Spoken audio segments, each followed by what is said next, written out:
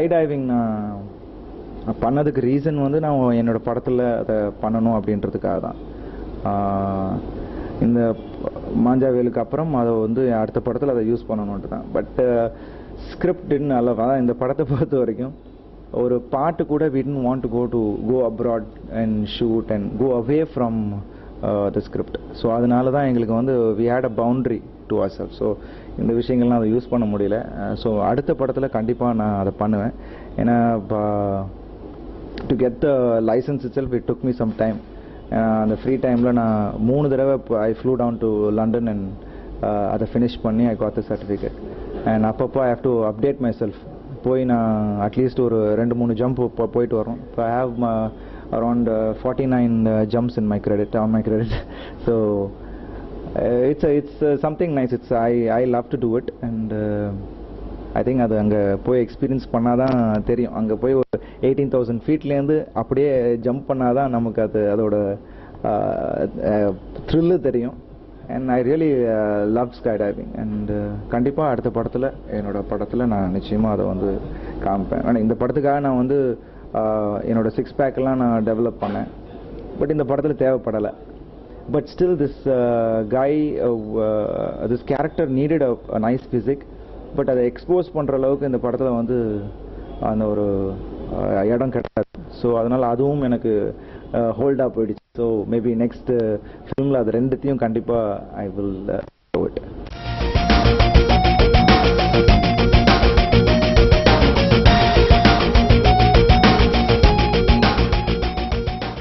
So we are planning for this summer. So it's a good time. I think leave எல்லாமே இருக்கு. So we are just pushing it now. எல்லா படம் முடிஞ்சிருச்சு, re-recording போயிட்டு இருக்கு. So grading ஒரு side போயிட்டு இருக்கு. ஸோ போஸ்ட் ப்ரொடக்ஷன் தான். So will be done. இந்த மந்த் வந்து we are planning for the audio launch and next month is the release.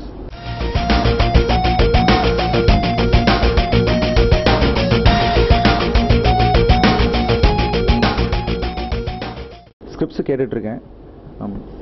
So தடையற தாக்க will surely give a different image for me கண்டிப்பாக. So இதுக்கப்புறம் நான் பண்ணுற படங்கள் எல்லாமே வந்து மொனாட்னஸாக இருக்கக்கூடாது அப்படின்றதுக்காக கொஞ்சம் வெரைட்டியாக ஸ்கிரிப்ட் கேட்டுட்ருக்கேன். நிச்சயமாக ஐ திங்க் இப்போ படம் இப்போ முடிஞ்சிட்டதுனால இப்போ அதே அந்த ஒர்க்கு தான். So I'm listening to lot of scripts. I think I should be finalizing by next month. இந்த ரிலீஸ்க்கு முன்னாடி I will announce my next film. and I don't know whether I'm doing it for Feather Touch எங்களோட நிறுவனத்துக்கா இல்லை வெளியே இதுக்கான்னு தெரியல. But I want because feather touch என்டர்டெயின்மெண்ட்ஸ்க்கு 3 படம் பண்ணணும்னு நாங்கள் ஃபஸ்ட்டு படம் மலைமலை ஸ்டார்ட் பண்ணும் போதே டிசைட் பண்ணிட்டோம். ஸோ அதுக்கப்புறம் தான் நான் வெளிப்படங்கள் பண்ணலான்னு முடிவு பண்ணிட்டேன். So this is my 3rd film. ஏன்னா ஃபஸ்ட்டு மலைமலை மாஞ்சாவேலு ரெண்டுமே வந்து எங்களுக்கு கமர்ஷியல் நல்ல இடத்துக்கு போய் கொண்டு போய் சேர்த்துச்சு. இந்த படம் என்ன வேறு ஒரு இடத்துக்கு கொண்டு போய் சேர்க்குன்ற ஒரு நம்பிக்கை இருக்குது. ஸோ இதுக்கப்புறம் நான் பண்ணுற படங்கள் ரொம்ப கேர்ஃபுல்லாக வெளிப்படங்கள், நல்ல ப்ரொடக்ஷன் கம்பெனி அண்ட் நல்ல டீமோட ஒர்க் பண்ணணுன்னு நான் ஆசைப்பட்றேன். So let's see. அண்ட் கூடிய சீக்கிரத்தில் I think by next month I should let you all know what's my next project.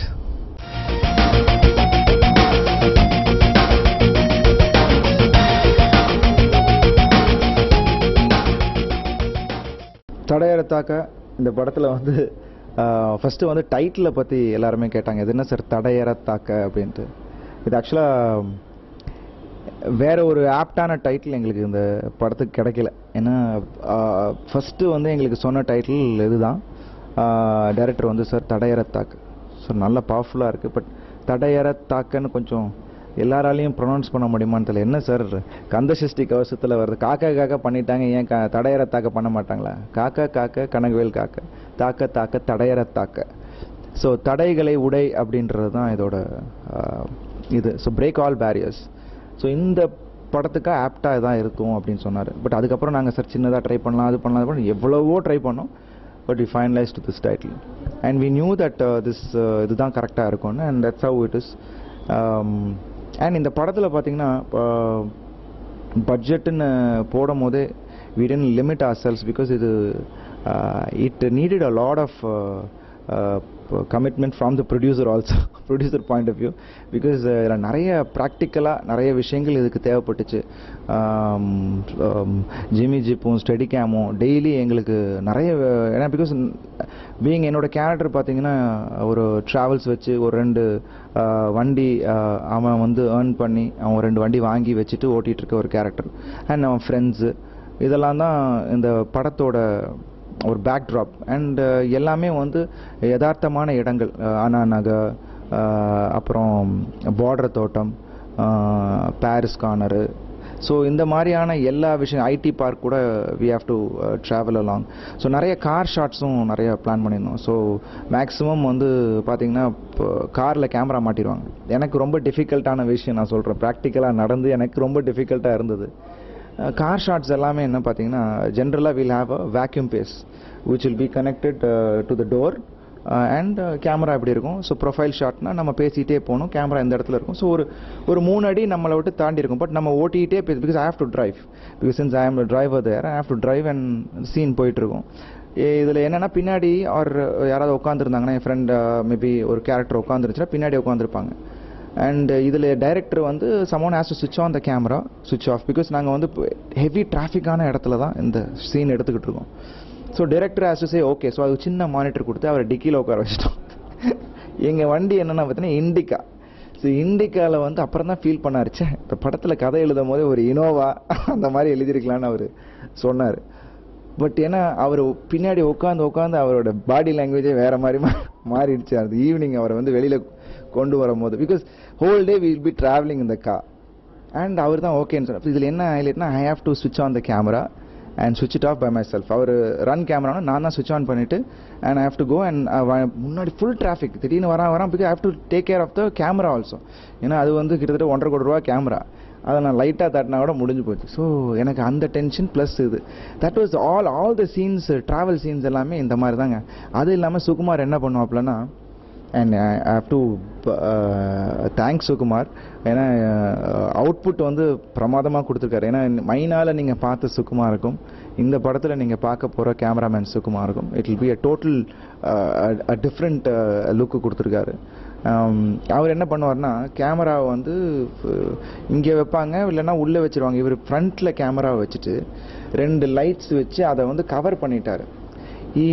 நான் எப்படி பார்க்குறது டிரைவர் முன்னாடி வந்து எனக்கு ஒரு சின்ன கேப்பு தான் கொடுத்துருக்காங்க to see what's coming in front.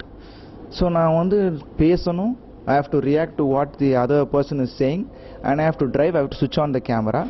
இந்த ஒரு சின்ன கேப்பில் நான் சொன்னேன் சார் இதில் என்ன சார் பண்ணுறீங்க, எங்கேயாவது போய் மோதிட்டேன்னா ஃபஸ்ட்டு நான் தான் அடி வாங்குவேன், அவரும் நான் பின்னாடி உட்காந்து நாங்கள்லாம் முடிச்சதுக்கு அப்புறம் தான் நீங்கள் வாங்குவீங்க அப்படின்னு.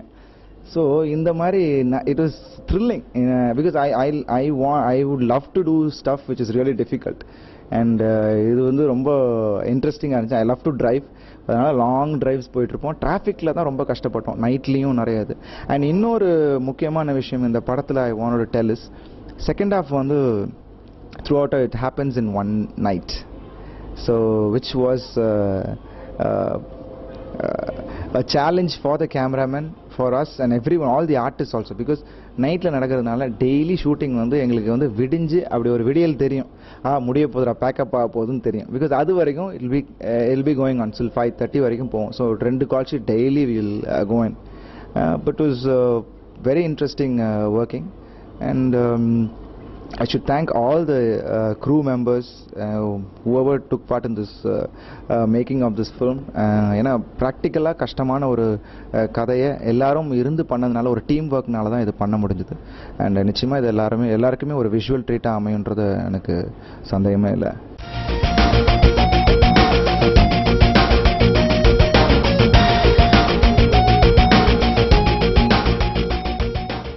பாட்டு பாடியாச்சு, பாட்டு நிச்சயமாக அது வந்து பெரிய ஹிட் ஆகும் அப்படின்னு எங்களுக்கு எல்லாருக்குமே தெரியும். பட் அதுக்கு கம்போஸ் பண்ணும்போது நோபல் மாஸ்டர் தான் கம்போஸ் பண்ணார். பண்ணும் போதே சார் மாஸ்டர் இது வந்து நான் இது வரைக்கும் பாட்டு ஆடியிருக்கேன், பட் கொஞ்ச நாளாக எனக்கு வந்து ஒரு கரெக்டான பாட்டு அமையலை, பட் இந்த பாட்டு வந்து நிச்சயமாக வந்து கோயின் நல்ல ரீச் ஆகும். ஸோ இது ஏதாவது புதுசாக எனக்கு பெட்டை நிமித்தினாலும் சரி, I want to do something different in this song அப்படின்னு சொன்னேன். ஸோ அதுக்காகவே he had ரொம்ப நாள் அவரே வந்து வேறு எப்படி பண்ணலான்ட்டு பாட்டை கேட்டு கேட்டு கேட்டு and he had composed few moments which அந்த மூமெண்ட்ஸ் எல்லாமே வந்து he wanted to take it in a single shot. So அதுக்காக I also had to work a bit. And நிச்சயமாக அந்த பாட்டு வந்து வெளியில் நீங்கள் விஷுவலாக பார்க்கும் போது I think it will be appreciated. And thanks to Noble Master too. And thanks to the whole team.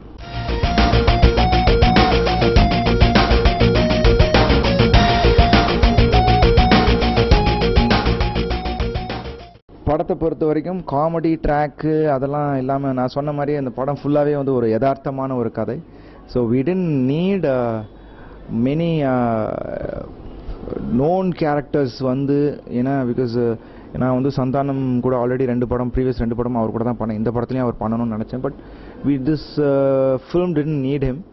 And because எல்லாமே வந்து சின்ன சின்ன பசங்க அண்ட் ஒவ்வொரு கேரக்டர்ஸ்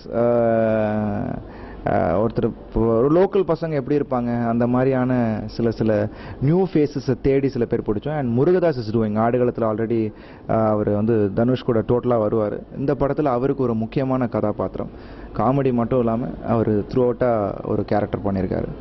அண்ட் இதில் எங்கேயுமே வந்து இப்போ காமெடின்னு திணிக்கப்படாது, சின்ன சின்ன அங்கங்கே சிரிச்சுக்கிட்டே இருக்கும், அந்தந்த விஷயங்கள் வந்துக்கிட்டே இருக்கும்.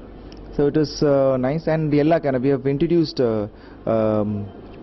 guy from Andhra, Vamsin solittu is the villain. He's already done in Gautam sir's film முன்னாடி. அது மட்டும் இல்லாமல் இங்கே வந்து அருள்தாஸ்ன்னு சொல்லிட்டு ஆல்ரெடி 2-3 படம் பண்ணியிருக்காரு. அவர் இந்த படத்தில் பண்ணுறாங்க.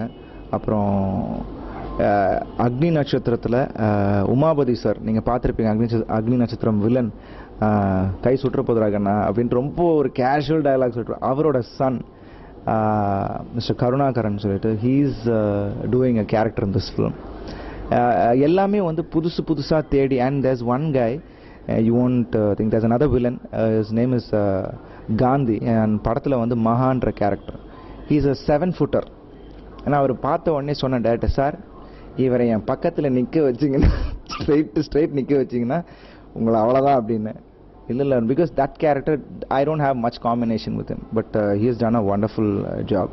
ஸோ அந்த மாதிரி ஒவ்வொரு கேரக்டர்ஸுமே புதுசாக சின்ன சின்ன கேரக்டர்ஸ் கூட நாங்கள் வந்து நோன் ஃபேஸஸ் போட்டால் கூட அது எது தேவையோ அதை மட்டும் தான் கரெக்டாக போட்டிருக்கோம். பிகாஸ் ஏன்னா இந்த கதைக்கு வந்து எல்லாமே ஃப்ரெஷ்ஷாக இருக்கணும் அப்படின்னு ஃபீல் பண்ணார். And that's how we have the காஸ்டிங்கே பார்த்தீங்கன்னா அதுக்கு ஒரு தனி காஸ்டிங் க்ரூவை போட்டு அவங்க தனியாக ஆடிஷன்ஸ் டெய்லி போயிட்டுருக்கோம் ஆஃபீஸில். ஸோ அந்த மாதிரியான விஷயங்கள் பண்ணி தான் அந்த கேரக்டர்ஸ் எல்லாமே பண்ணியிருக்கோம். ஸோ படம் நீங்கள் பார்க்கும் போதே you will have a fresh look. ஒவ்வொரு கேரக்டரும் ஓகே ரைட் சாய்ஸ் மாதிரி தான் இருக்கும்.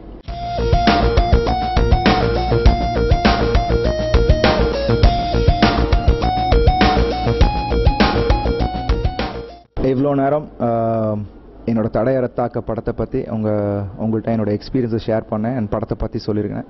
அண்ட் இந்த ஒரு நல்ல நாளில் உங்கள் எல்லாரையும் சந்திச்சதில் எனக்கு ரொம்ப சந்தோஷம். அண்ட் எனக்கு இன்னொரு ரெட்டிப்பு சந்தோஷம் என்னென்னா இந்த புது வருஷத்தில் என்னோட படம் ரிலீஸ் ஆக போகுது. And I am really hoping for the best. I am really thrilled. And அடுத்த மாதம் படம் ரிலீஸ் ஆகுது. எல்லாரும் தியேட்டரில் போய் படத்தை பார்த்துட்டு உங்களோட ஃபீட்பேக் எனக்கு கொடுக்கணும். And I wish you all the best. And once again எல்லாருக்கும் என்னோட இனிய புத்தாண்டு நல்வாழ்த்துக்கள். Thank you.